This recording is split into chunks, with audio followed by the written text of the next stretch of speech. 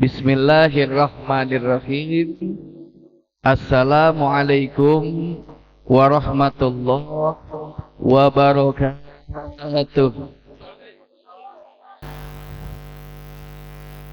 Saya doain yang jawab salam dengan semangat. Semoga yang sudah berumah tangga, rumah tangganya sakinah mawaddah warahmah. Yang sudah punya anak, semoga anaknya jadi anak yang soleh dan solehah.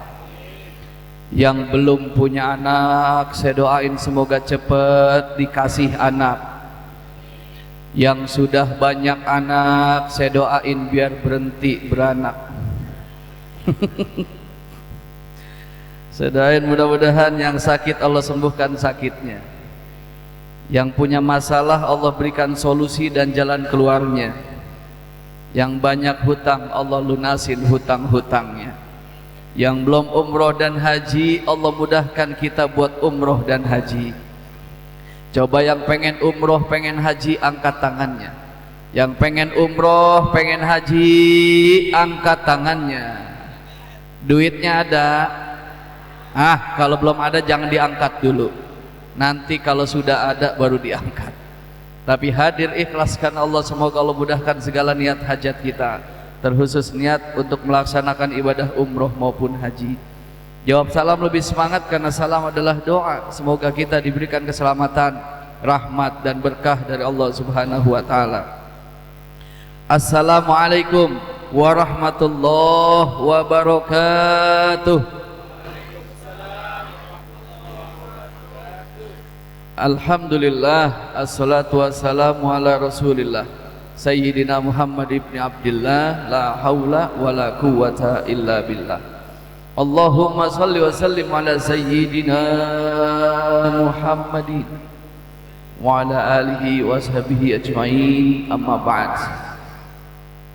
Pertama yang sama-sama kita hormati dan kita muliakan Ketua Dewan Kemakmuran Masjid Sakinah Warahmah, Bapak Haji Sulaiman Zuhdi, tentunya bersama seluruh jajaran para pengurus yang luar biasa untuk senantiasa mau memakmurkan masjid bersama seluruh jamaah di perumahan ini. Semoga ketua dan para pengurus Allah selalu senantiasa berikan kesehatan, sehat walafiat serta panjang umur dengan kebaikan dan keberkahan. Alhamdulillah, puja dan puji syukur kehadirat Allah Subhanahu wa taala. Pada kesempatan hari ini kita masih dikasih nikmat sehat dan nikmat panjang umur. Dengan sehat kita masih mau melangkahkan kaki kita ke masjid ini. Tapi sehat jangan cuma sekedar sehat, karena banyak pelaku maksiat yang semua adalah dalam keadaan sehat. Mereka yang berjudi, mereka yang zina, mereka yang narkoba, mereka yang mencuri, mereka yang korupsi, rata-rata mereka dalam keadaan sehat. Namun sehatnya enggak afiat, sehatnya digunakan untuk maksiat. Lalu mana yang dikatakan sehat afiat? Kita yang hadir pada kesempatan pagi hari ini ngelawan rasa ngantuk, ngelawan rasa males, ngelawan rasa pengen mager, pengen nggak kemana-mana, pengennya cuma di rumah. Tapi itu semua kita lawan. Untuk apa? Untuk rasa syukur kita karena masih dikasih kesempatan sehat. Maka sehat kita semoga jadi manfaat, amin. Dan kemudian dikasih kesempatan panjang umur. Tentunya nikmat panjang umur ini harus senantiasa kita syukuri. Tandanya Allah masih memberikan kesempatan waktu untuk kita, untuk berbenah, untuk memperbaiki diri. Semoga hidup kita menjadi lebih baik lagi, amin. Amin ya Allah ya Rabbal. Dan tentunya nikmat sehat, alhamdulillah. Nikmat panjang umur, alhamdulillah.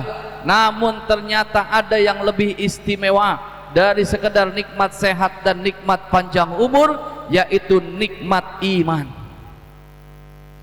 Sehat saja kalau nggak ada iman dalam jiwa kita, jangan harap bisa masuk surga. Panjang umurnya kita, walau hidup ratusan tahun, tapi nggak ada iman dalam diri kita, jangan harap bisa masuk surga. Karena kunci surga adalah miftahul jannah, la ilaha illallah. Maka Nabi sering berpesan kepada para sahabat, jaddidu imanakum, perbaharuilah iman kalian. Lalu apa jawaban sahabat? Kaifa nujaddidu imanana, bagaimana cara memperbaharui iman? Lalu apa jawaban Nabi? Aktsiru min qauli la ilaha illallah. Maka dengan senantiasa memperbanyak zikir mengucap la ilaha illallah Muhammad Rasulullah. Hadirin wal hadirat yang dimuliakan oleh Allah Subhanahu wa taala, tentunya pada kesempatan hari ini, kesempatan pagi ini, saya bisa hadir di Masjid Sakinah Warahmah. Dan tentunya yang sedikit ingin saya sampaikan, karena berhubung ini Masjid Sakinah Warahmah, tadi sudah disampaikan pula oleh Ketua DKM dan juga saya disampaikan oleh Pak Barka, ini adalah rangkaian. Sebelumnya ada lomba-lomba, ada lomba muharraman yang tentunya pesertanya bukan cuma sekedar anak-anak, tapi orang tua. Yang lucu-lucu ya tadi ya Pak Ustadz ya. Sampai azan lupa ya. Maka dari itu pada kesempatan ini kita mengingatkan kembali, hidup tuh kayak nggak berasa. Kita sudah sampai di 1447 Hijriah. Hidup itu seakan cuma sekedar tahu-tahu. Perasaan dulu kita masih anak-anak, tahu-tahu udah remaja. Perasaan kita masih remaja, tahu-tahu dewasa, tahu-tahu berkeluarga, tahu-tahu kita punya anak, tahu-tahu anak kita udah punya anak. Hidup terus mengalir. Namun ada yang bisa merasakan sampai anaknya sampai punya anak lagi.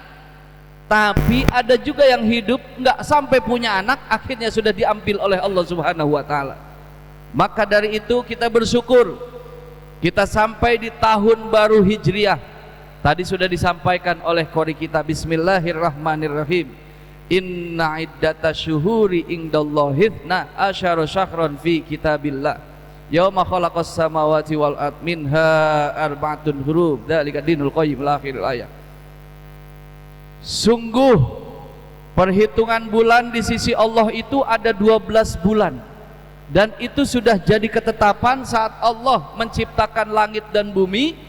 Dan tentunya terdapat bulan hurum, bulan yang dihormati, bulan yang dimuliakan. Bulan apa saja yang dihormati dan dimuliakan, penjelasannya ada di hadis.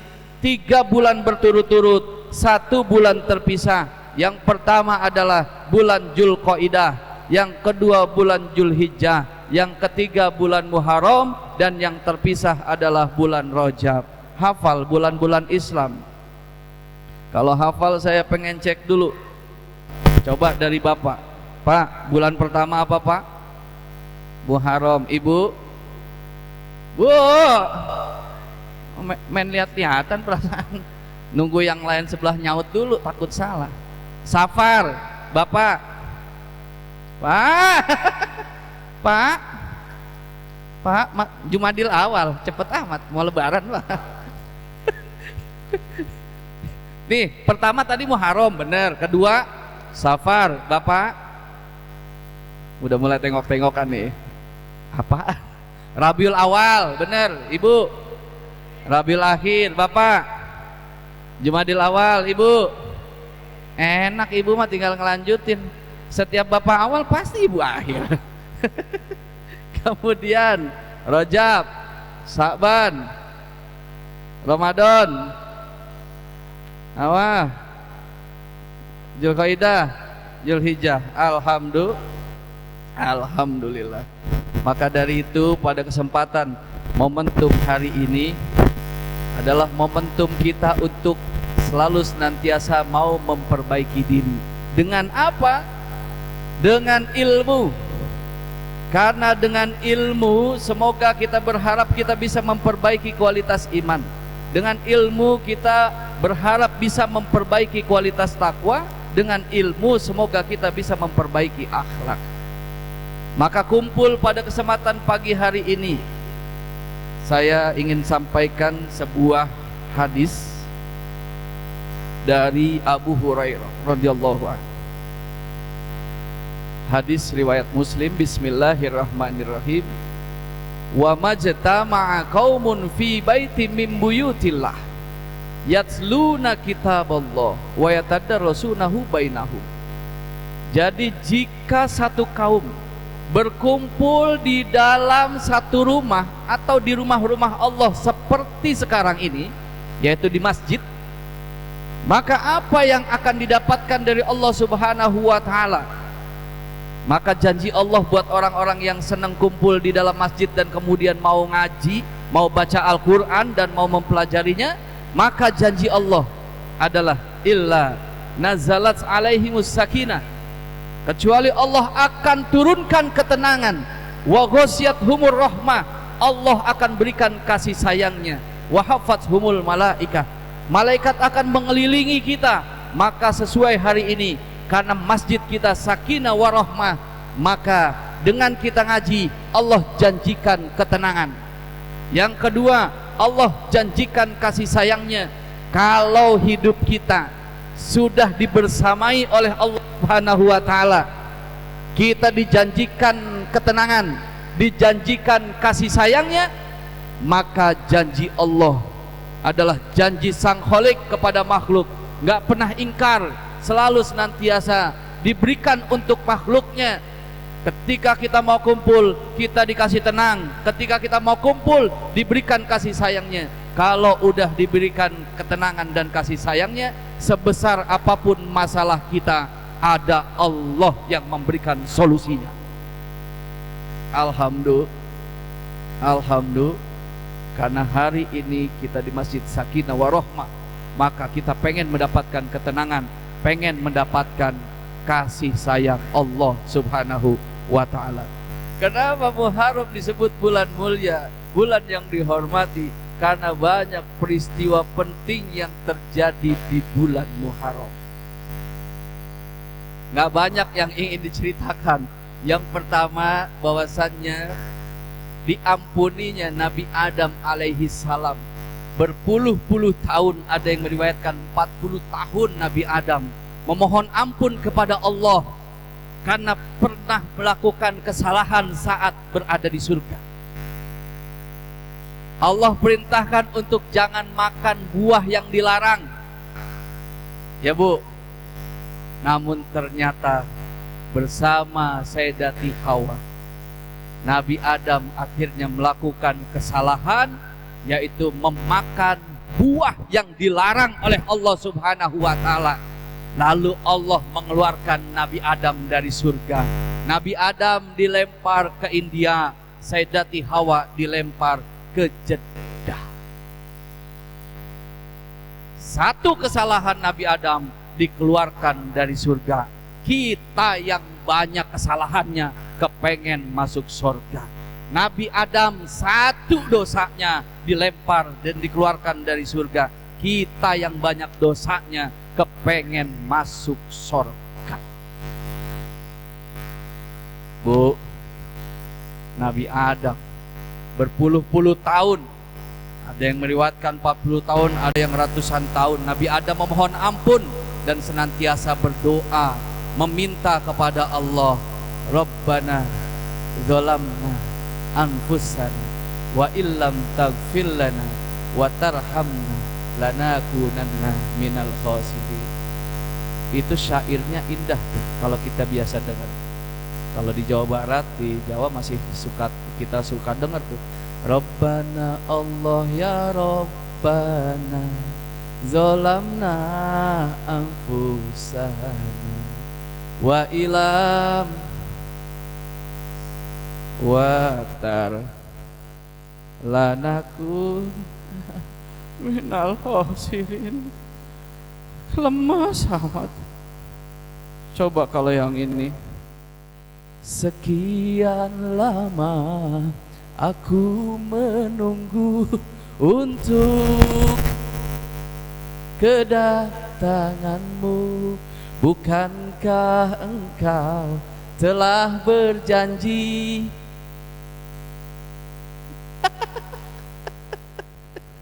Maka dari itu ya Allah, Nabi Adam saja sebagai Nabi selalu senantiasa beristighfar kepada Allah. Dan tentunya cerita yang kedua adalah Nabi Yunus yang dikeluarkan oleh Allah dari perut ikan Nun.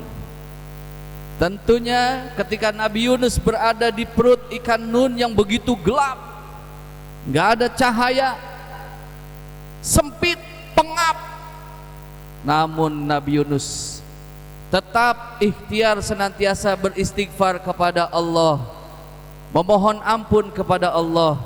La ilaha illa anta subhanaka inni kuntu minaz zalimin. Tiada Tuhan selain Engkau ya Allah, Maha suci Engkau, dan aku yang zalim. Dan tentunya kami ini merasa zalim pada Allah Subhanahu wa ta'ala. Dan dari dua kisah ini, sederhananya Nabi Adam nggak tahu ke depan tuh bakal jadi apa dan bagaimana cerita selanjutnya. Nabi Yunus juga nggak tahu bahwasannya ke depan bakal dikeluarkan dari perut ikan Nun ketika ada di dalam perutnya. Tapi senantiasa menyandarkan diri kepada Allah, senantiasa beristighfar kepada Allah, senantiasa ikhtiar untuk bisa melewati hari-harinya. Maka begitupun kita ini jangankan 5 tahun, 10 tahun, 15, 20 tahun, bahkan puluhan tahun, kita nggak ada yang tahu hidup kita seperti apa. Jangankan yang berpuluh-puluh tahun, tentunya besok saja kita nggak ada yang tahu apa yang bakal Allah berikan buat kita. Tentunya Allah zat yang maha menentukan segala takdir. Innallaha ala kulli syai'in qadir. Intinya tetap menyandarkan diri kita kepada Allah, intinya tetap senantiasa beristighfar kepada Allah, dan tentunya intinya senantiasa berikhtiar untuk bisa hidup kita lebih baik lagi. Maka pada kesempatan ngaji hari ini adalah ikhtiar kita buat apa? Menjemput takdir baik dalam kehidupan kita agar Allah senantiasa bimbing. Makanya duduk 1 jam di majelis ilmu nilainya lebih utama dari sholat sunnah 1000 rakaat. Pernah sholat sunnah 1000 rakaat, Bu? Pak, pernah sholat sunnah 1000 rakaat? Jangankan sholat sunnah 1000 rakaat, taraweh aja kita suka milih-milih imam. Betul nggak? Apalagi ibu-ibu kalau udah memilih sholat, kalau udah sholat taraweh, biasa ibu suka tahu mana imam yang cepat, mana yang lama. Iya, kalau udah ketemu imam yang cepat langsung ditandain ini jadi imam favorit. Wah, kalau apalagi anak muda tuh zaman-zaman saya kita masih pada kecil. Itu kalau udah musim taraweh kita suka survei masjid, mana yang bacaan Fatihah, mana yang bacaan imamnya paling cepat. Kalau udah ketemu imam yang bacanya cepet, nyampein sama temennya, "Hoi, sholat di sono masjid mantep." Emang kenapa? Imamnya cepet, Fatihah 1 nafas. Yang lain nggak mau kalah, di sono lebih mantep. Emang kenapa? Imamnya udah nggak ada nafas. Rojiun, meninggal dulu. Emang begitu. Ketika kita mau sholat, setan selalu godain kita. Apa godaan setan ketika kita mau sholat? Yang pertama adalah sibuk, yang kedua males, yang ketiga lupa. Si malu, sibuk, males, lupa. Kalau udah giliran mau sholat, bawaannya males banget. Sholat apa yang paling males coba? Subuh, kedua Isya, Zuhur, Asar, Maghrib, borongan. Emang males. Tapi ketika kita mampu mengalahkan setan dan kemudian kita sholat, apa setan berhenti godain kita? Enggak, tetap digodain. Apa godaan setan ketika kita lagi sholat? Suka dibikin lupa, enggak fokus, pikiran kemana-mana. pernah nggak kita dalam keadaan sholat dari sujud kemudian kita bangun, Allahu Akbar, ini rakaat ketiga apa keempat ya? Ketiga, ini mah keempat. Pernah nggak ngalamin? Bukan cuma sekedar pernah, tapi sering. Tapi kalau kita ngaji, kita jadi tahu. Kalau ragu antara 3 dan 4, ambil yang paling dikit 3. Sholatnya terusin sampai salam. Assalamualaikum warahmatullahi, assalamualaikum warahmatullahi. Insya Allah sah. Paling anak yang nyolek, mak tumben sholat zuhur 7 rakaat. Asal bangun lupa, bangun poho, lupa deh poho. Itu godaan, itu faktor internal. Mana lagi godaan ketika kita sholat faktor internal? Lagi asik-asik sholat, kita lagi sholat suka pengen buru-buru beres, sholatnya ekspres. Betul gak? Wah, kalau udah musim taraweh, kita lihat di YouTube, taraweh 23 rakaat cuma butuh waktu kurang dari 8 menit, Pak. Sholatnya ngebut, coy. Itu Masya Allah, imamnya benar-benar ekspres, bacanya ekspres, kilat.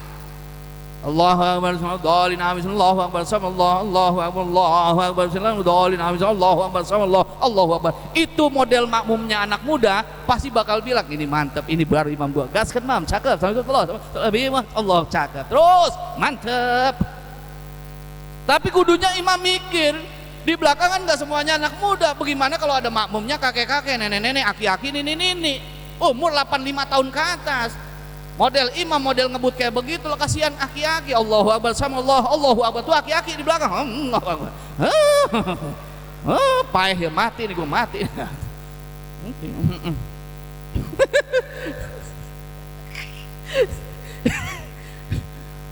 Imam sujud, aki-aki baru mau ruku. Imam salam, aki-aki baru mau sujud. Itu juga milih dulu, dengkul dulu, tangan dulu, dengkul dulu, tangan dulu. Ujung-ujungnya kepala yang duluan. Nyungsep.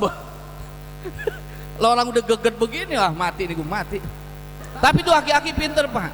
Sholat pertama ketinggalan, sholat kedua ketinggalan, sholat ketiga imam baru takbir Allahu Akbar, aki-aki langsung sujud. Cucunya ngebangunin, kayak ngapain sujud? Biarin, gue tungguin di sujud. Ada sholat. Ya Allah.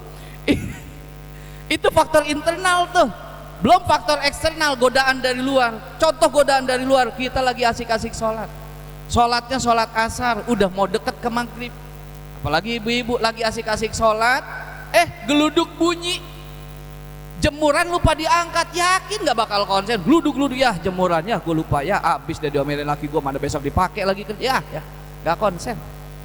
Betul. Iya. Apalagi bapak-bapak kalau lagi asik-asik sholat, lagi baru mulai sholat, set sebelahnya bawa ketek.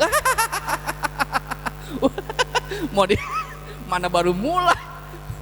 Lah bener Bu, ngalamin kita yang begitu. Ya Allah, mana bau banget lagi, mana nyelekit sampai ke hati. Iya bener. Terus kemudian ada lagi fenomena zaman sekarang, lagi asik-asik sholat, paket. Mana COD lagi kan ditungguin. Iya, ada aja godaannya. Tuh godaannya. Dan apalagi kalau sholat lagi di masjid, itu biasanya suka banyak anak kecil. Anak kecil juga ya, anak kecil emang demennya main. Anak kecil tuh dunianya bermain. Makanya di mana tempat dia main, dan masjid dijadikan salah satu tempat buat dia main. Makanya kalau anak datang ke masjid, dampingin sama bapak sama ibunya. Supaya apa? Kalau anak kita nakal, mau diomelin sama pengurus masjid gak enak hati karena ada bapak sama emaknya. Iya, makanya dampingin. Karena kadang suka begitu tuh, udah jelas anak kita yang bandel, diomelin sama pengurus masjid, kita yang sakit hati. Betul gak? Kadang suka kita yang sakit hati. Makanya begitu, ketika anak datang ke masjid, dampingin sama bapak dan ibunya. Karena yang paling ikhlas ngomelin bapak ibunya. Jangankan ngomelin, jewer juga pasti kita ikhlas karena anak kita. Makanya dengan kita dampingin datang ke masjid, berarti meringankan tugas pengurus masjid. Betul nggak? Jadi memudahkan, membantu pengurus masjid untuk tidak lagi banyak cakap untuk menyampaikan nasihat buat anak kita. karena udah ada bapak dan ibunya.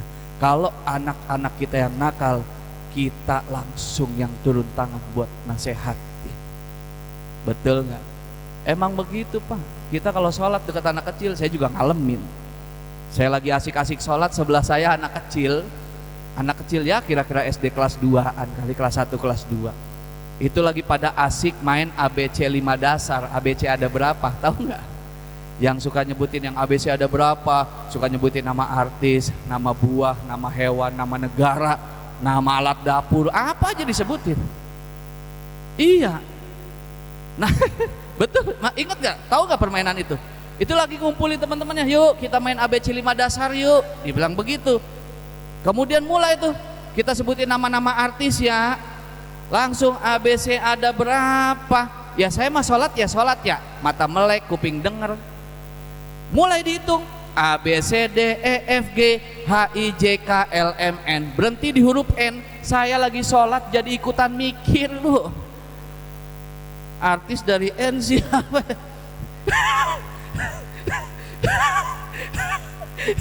Yang parah sampai ketemu lagi jawabannya kan.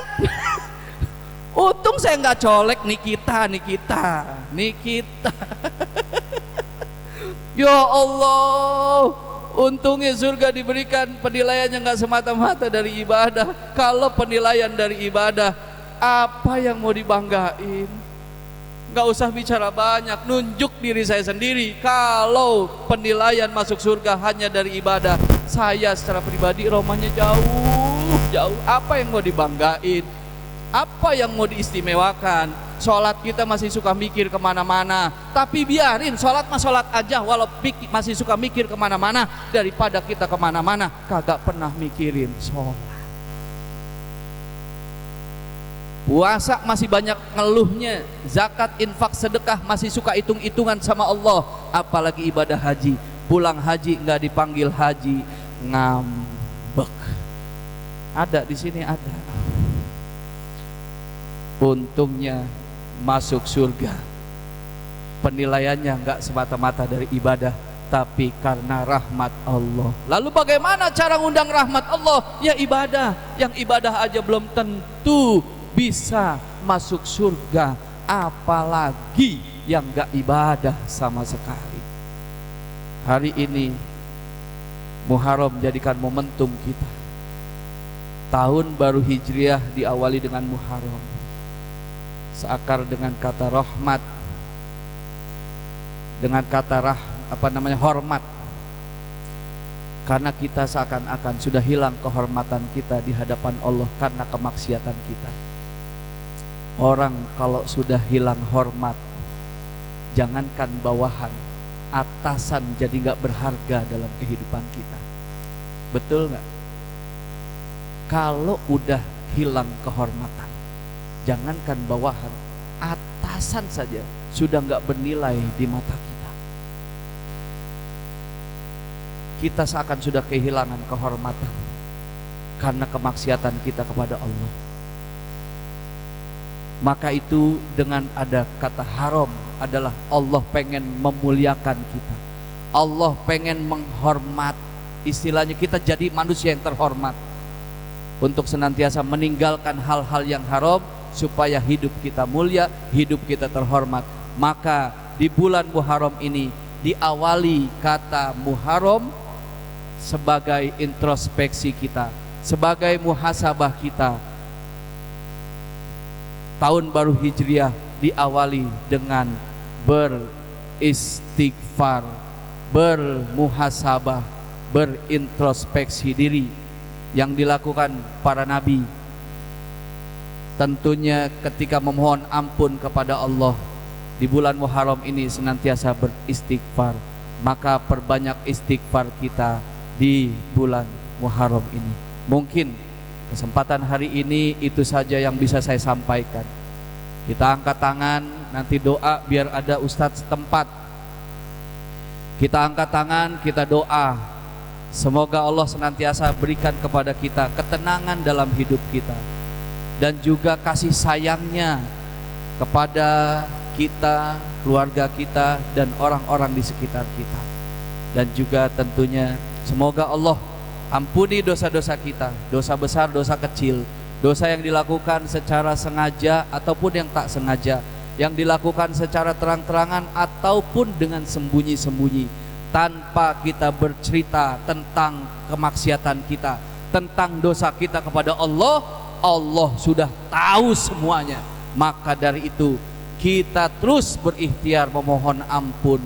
Semoga sebelum Allah cabut umur kita, kita dalam keadaan sudah bertaubat kepada Allah dan dimatikan dalam keadaan husnul khotimah, dan Fatihah kita semoga menyelamatkan kita selamat dunia, selamat akhirat. Saya mohon maaf lahir batin, wabillahi taufiq wal hidayah. Wassalamualaikum warahmatullahi wabarakatuh.